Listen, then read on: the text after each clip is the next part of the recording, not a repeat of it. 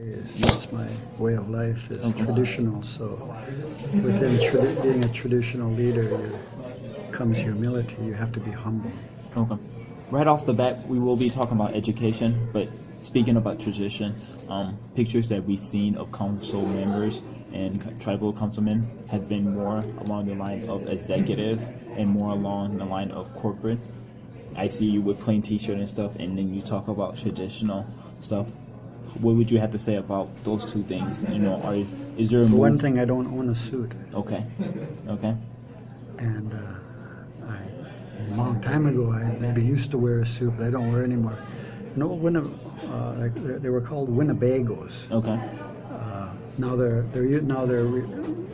that's in English, but they're Ho-Chunka is what they call themselves in their language, and they're over in Wisconsin, Nebraska, and I was at a ceremony one time, many years ago, at a Winnebago family ceremony, and this old elder Winnebago man told me a story. He said, he was talking about assimilation, how we've adopted many of the white man's ways. We wear their clothes, we wear our hair like them, we even smell like them. He said, we put on that shaving lotion and stuff like that. He said, but he says, I want to give you some advice. He says, but never wear a necktie.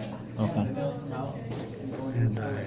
And of course he hesitated, and of course then I had to ask, well, why not? Because then the white man's got you by the throat. And that was in 1973, and I've never worn a necktie or a suit since. Got it. That's a nice story. That's a nice story. I know I did say we would talk about education, but one more question about traditional dressing and stuff like that. We've learned yesterday that a lot of the clothes those shoes and ties that you don't wear personally, but others do, a lot of them American made have been tailoring to more of your section, so you would see more of a tribal feathers, or you would see some beads on there just specifically made for Native Americans. Do you have any thoughts on that? Any thoughts of how people wear them? How we're marketing towards you guys. Instead of the usual suits and ties that's plain, there's more of a Native American accent to it to market to you guys. So it's like sometimes I wear what is called a ribbon shirt. Okay. That's probably the only way you're gonna. And I wear other things. Like this is what they call a protection. Okay. This is. Is that made out of rubber band? No, this is bead, and no, this is. Oh, okay. No, I was talking about the necklace itself. Yeah, these are beads. Okay, can I feel it? Yeah. So that's a protection really for me. Beads, okay.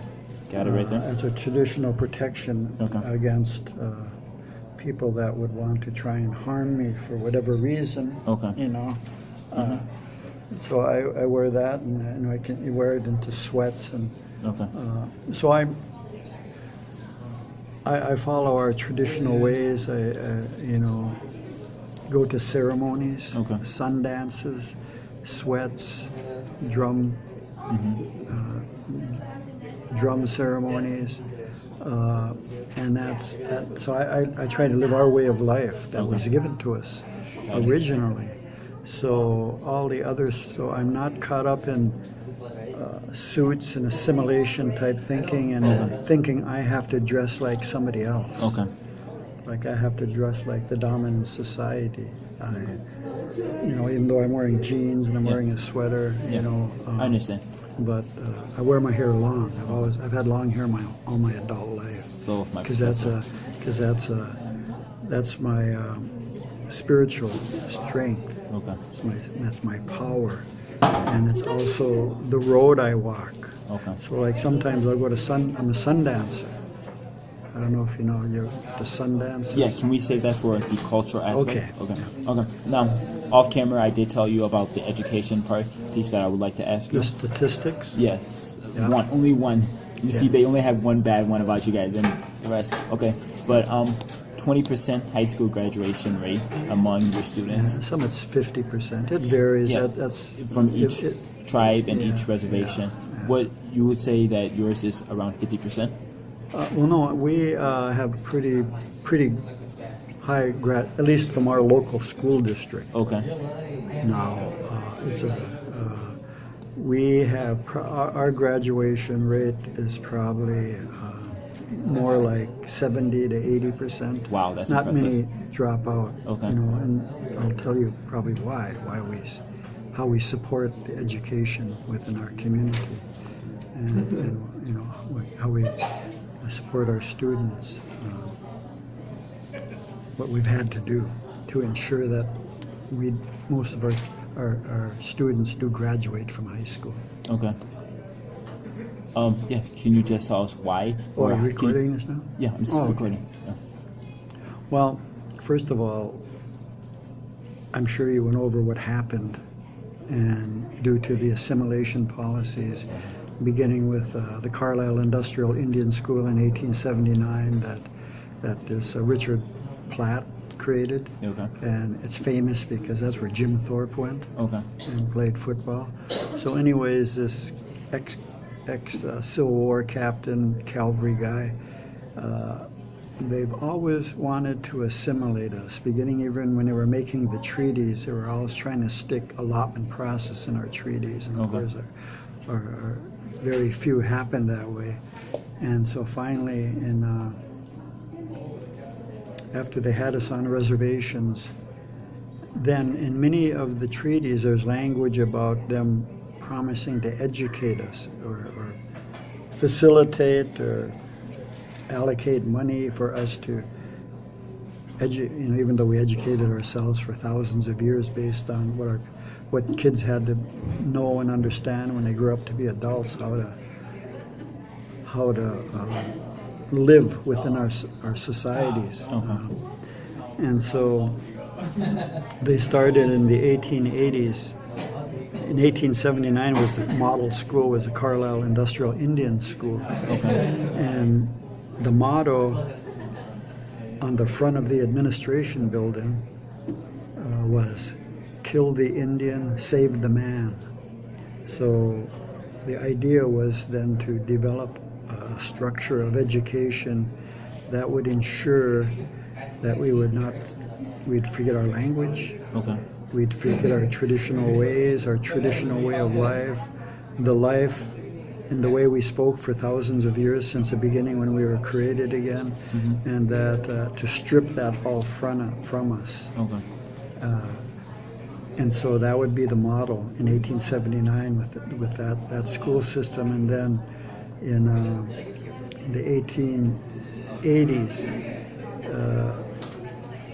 they would pass different laws, not laws from Congress, but laws within the Interior Department, because that's where they put Indians, in the Interior Department.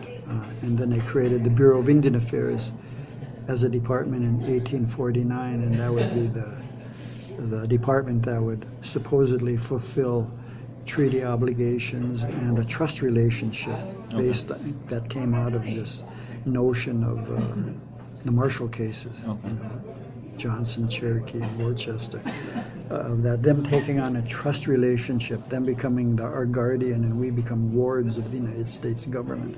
That's the language that comes out of those Marshall cases. And so, for instance, in 1889, in a report of the Commissioner of Indian Affairs to Congress on the assimilation policy, he'll write to Congress and say that the tribal relationship should be broken up.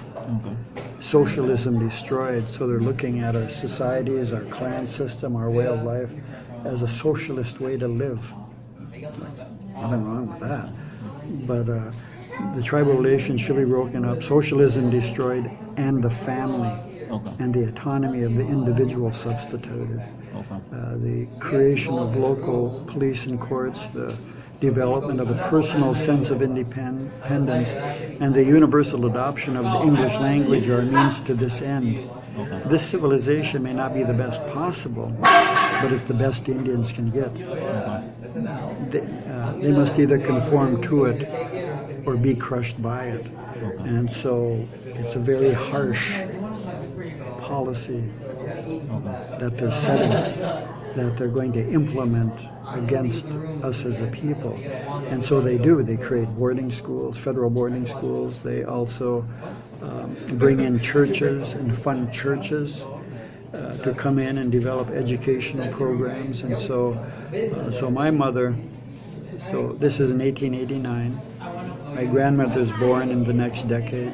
My parents are born in the 1920s, and both of them were subjected to. And so in 1892, they've set up Court of Indian Offenses. And so they'll set rules on what would become an offense. And so in those rules and regulations in 1892, first of all, they'll attack our feasts, they'll attack our ceremonies and dances that we have, and that if we get caught doing them, our people will then, the rations will be taken from them for up to 30 days. And if we continue getting caught to do these types of ceremonies, then we can be imprisoned for not more than 30 days and not more than 6 months. Okay, so now they're attacking our spiritual ways. Then they'll also, and in there they'll also say that if our great-grandparents, grandparents, mothers and fathers, if they say they have to allow them to let our children go to these boarding schools and mission schools, and if we don't, they threaten them with also cutting off rations, and then also being put in prison for not letting these federal agents who come into your community take your children at 5, 6 years old, take them to these schools hundreds of miles, thousands of miles away from your community, and keep you there for 9 months and educate you that if you don't allow them to do that, then you can go to jail. And then also, then they gotta, of course, our strength is also our spiritual leaders, our medicine people, our people that can continue to conduct the ceremonies. And so if they get caught doing our ceremonies and continuing to keep our way of life going, then they can be put in prison. If they get caught doing this. So you see what they're doing? That's the assimilation now. That's what you do, how you assimilate a people. You take away their spiritual strength, you take away their social, you break up their family structure, because they knew how strong our family structures were. So you got to break that up. So one day, my mother is 6 years old, this bus pulls up to the community, and my parents, grandparents have to tell my mother in our language that you got to go with these men.